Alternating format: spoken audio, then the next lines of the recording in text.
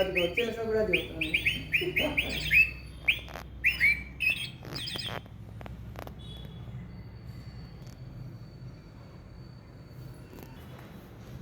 హరహర మహాదేవ. బాలయోగేశ్వర భగవాన్ గారికి నమస్కారాలతో ఇది మన గిరి ప్రవేశం భగవాన్ గారు భక్తులు గిరి ప్రవేశం చేస్తున్నారు కదా. అయితే బాలభగవాను భక్తులు గిరి ప్రవేశం చేస్తూ ఉంటారు. ఇలా చేస్తున్నప్పుడు అనేక మంది ఋషులు కనిపిస్తారు, అనేక మంది భక్తులు కనిపిస్తుంటారు. ఎక్కడెక్కడి నుంచో దూరదేశాల నుంచి ఫారినర్స్ కూడా వస్తారనమాట. ఆ కొండ మహత్యం అంత మహత్యమైంది.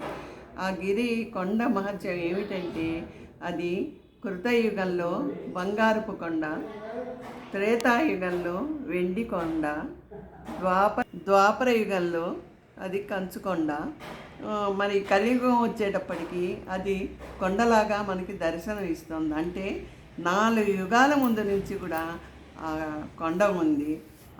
అంతటి మహత్యమైన కొండ సాక్షాత్తు శివుడు ఉన్న కైలాస పర్వతం లాంటిది. అక్కడే మన రమణ మహర్షి కూడా తపస్సు చేసిన భగవాన్ గారు అనమాట. అలాంటి ఆ భగవాన్ దగ్గరికి మన భగవాను శిష్యులు వెళ్ళటము, మరి శిష్యులకి వాళ్ళకి అక్కడ ఉన్న మహానుభావులందరూ తపస్సు చేసుకునే ఋషులందరూ కూడా దర్శనం అవ్వటము, అది అందరికీ కాదు, ఆ దర్శనం కూడా వాళ్ళకి యోగ్యత ఉంటేనే ఆ ఋషులు కూడా దర్శనం కలుగుతుంది. ఇప్పుడు ఎంతమందో పోతారు, చాలామంది అంటుంటారు మాకు ఒక్క ఋషి కనిపించలేదే అంటూ ఉంటారు. అలాగే కొంతమందికే కనిపిస్తారు అనన్యమైన భక్తి.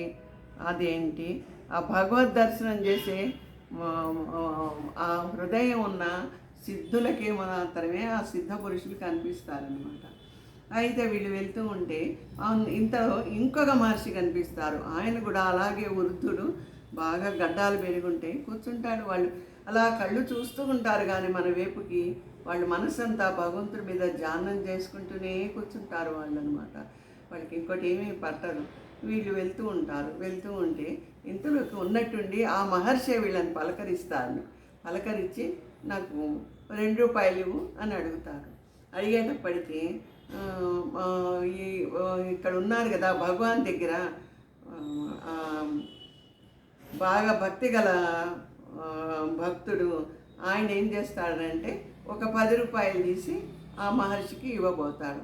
మహర్షి అంటారు నాకు 2 రూపాయలే కావాలి, 10 రూపాయలు వద్దు అనేటప్పటికీ మన బాలయోగేశ్వర భగవాన్ గారు 2 రూపాయలు తీసిస్తే ఆయన తీసుకున్నారు. అప్పుడు భగవాన్ అంటారు వీళ్ళందరూ ఎవరనుకుంటున్నారు, మన దగ్గర డబ్బులు తీసుకునే వాళ్ళు కాదు, ఇదంతా శివ పరీక్ష, శివుడే సాక్షాత్తు కూర్చొని మనని పరీక్ష చేస్తున్నారు అని చెప్తారు. మరి ఆయన భగవాన్ కనుకనే భగవంతుడిని గుర్తించగలిగారు కదా. ఆ భగవాన్తో పాటు వెళ్ళిన ఈ శిష్యులు నిజంగా ఎంత అదృష్టవంతులు. అలాంటి అదృష్టం మనందరికీ కలగాలి, అంత భక్తితో మనం ఉండాలి. జై బాలయోగేశ్వర భగవాన్ గారికి. హరహర మహాదేవ. తాడేపల్లి విజయప్రభ.